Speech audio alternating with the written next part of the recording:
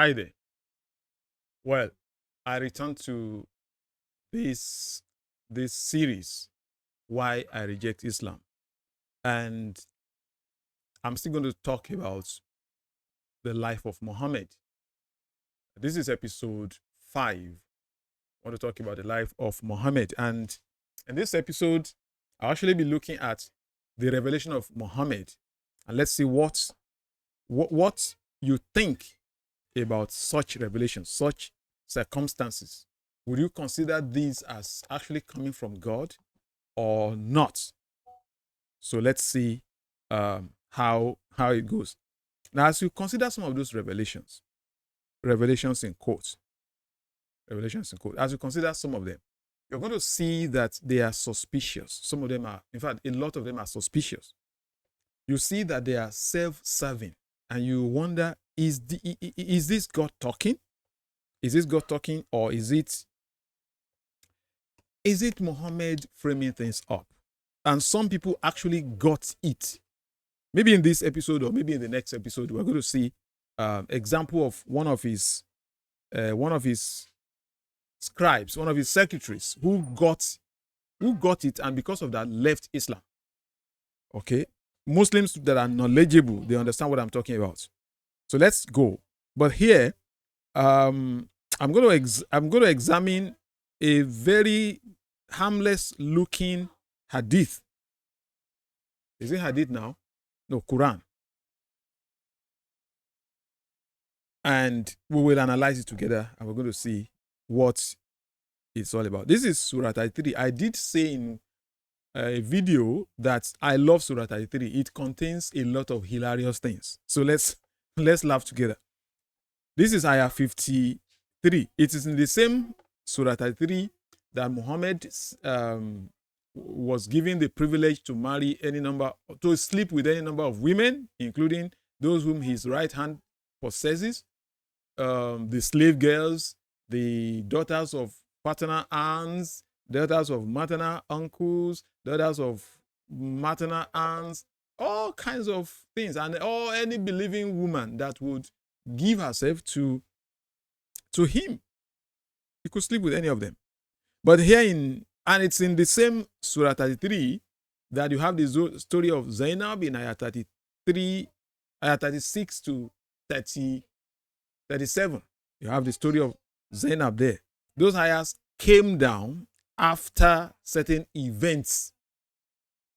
In this case, let's see what happens. O believers, do not enter the homes of the prophet without permission. And if invited, this is not there. You see that it's in bracket. So do not enter the homes of the prophet without permission. Do not come too early. Do not linger until meal is ready. Okay, this is God talking. This is God talking. So let me narrate to you what happened on this occasion. Muhammad was he had a feast for one of his wives. He had just married another woman, and he had a feast for them.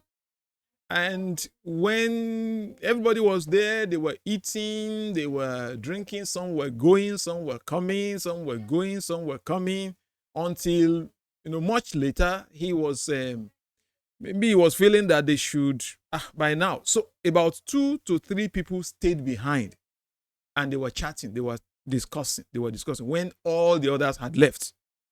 Those people remained behind, and they were talking, they were chatting, they were relaxed.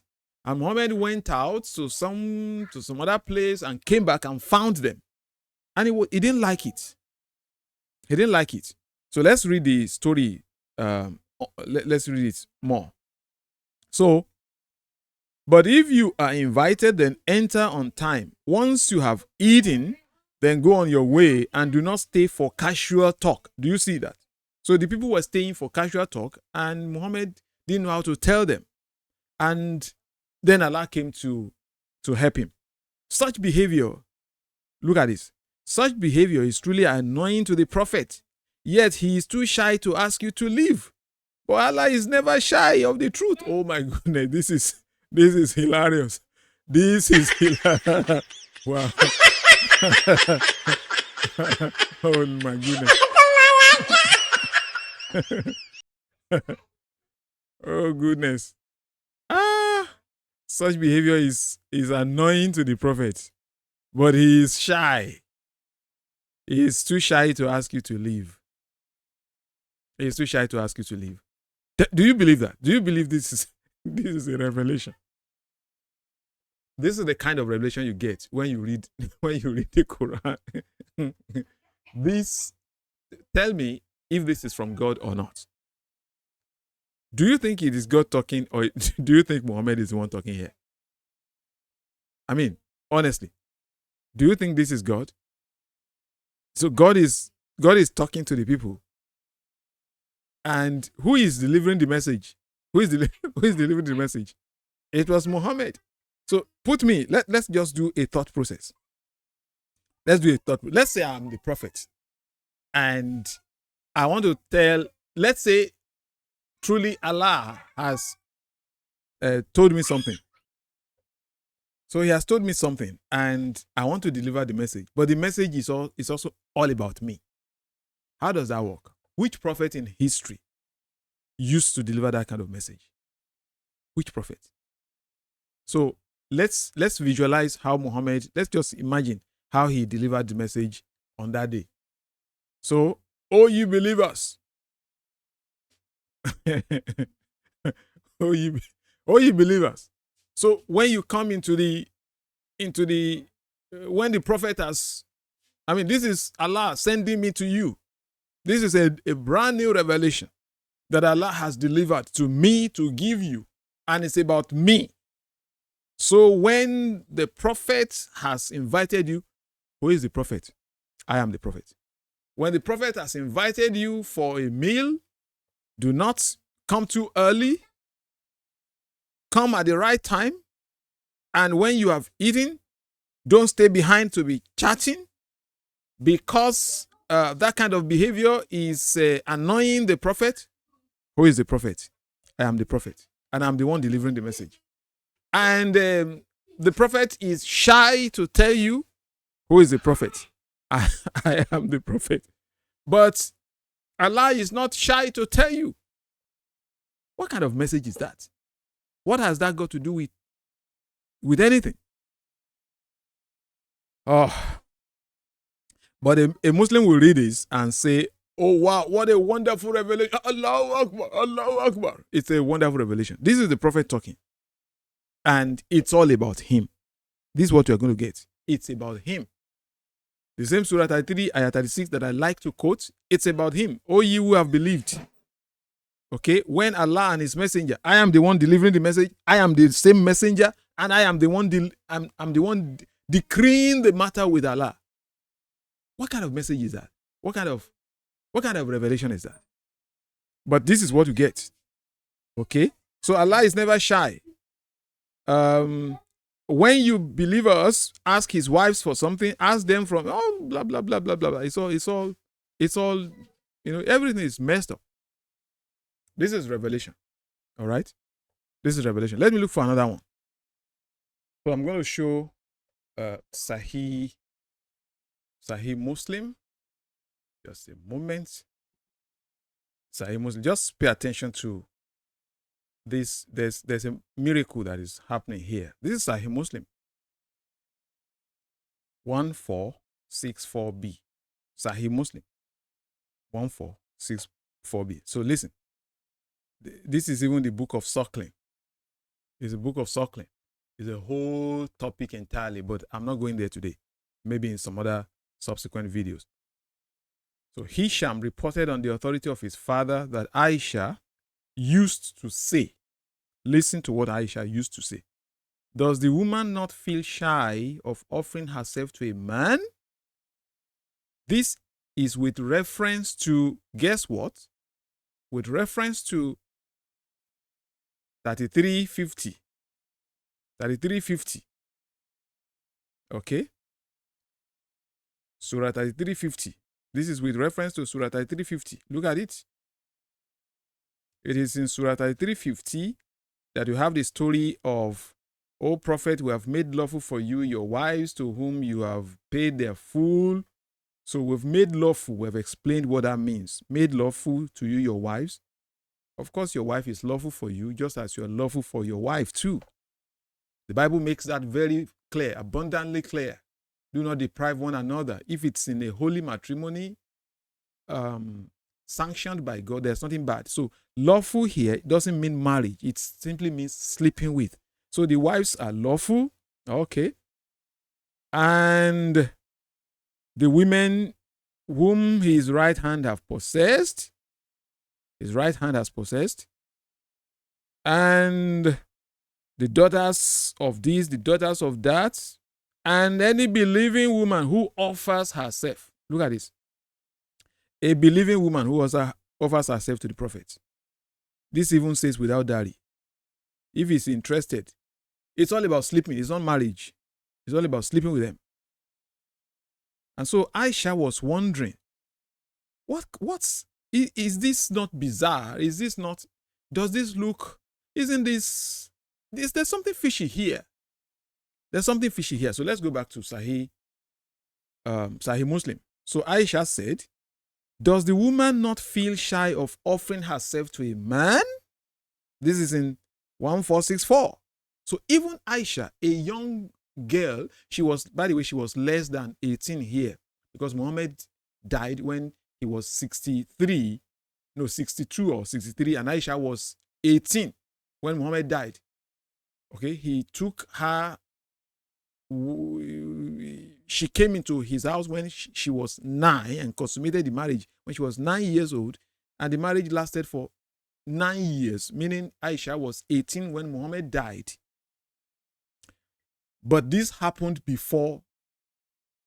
conversation happened before Muhammad died, meaning before Aisha was 18. And Aisha could figure out certain things, even though she was a teenager at that time. And yet, adults can't figure this out. They can't figure this out. So let's see what Aisha figured out. So she said, how could a woman offer herself to a man? I mean, this is not marriage, because Aisha understood it's not marriage. Everybody knew it's not marriage. Then Allah the Exalted and Glorious revealed this verse. Which verse? You may defer any of them you wish and take to yourself any you wish. Let's go to that. Let's go back to that. Let's see the ayah that was revealed after Aisha complained. So let's see that. This is Surah 33. It's in this Surah 33. It's in ayah 50. You have any believing woman could offer herself. Let's look at 51. So 51 says, it is up to you, O Prophet, to delay or receive whoever you please of your wives. There is no blame. So it is. This is not talking of your wives. This is, let's see other narrations. Let's see other translations. You may put aside whom you will of them. Which them? Those who offer themselves, not his wives. Or take whom you will. Okay, look at this. You may defer whom you will of them, or you may take to yourself whom you will. So it's not your wives here. Look at what the hadith is saying. The hadith says,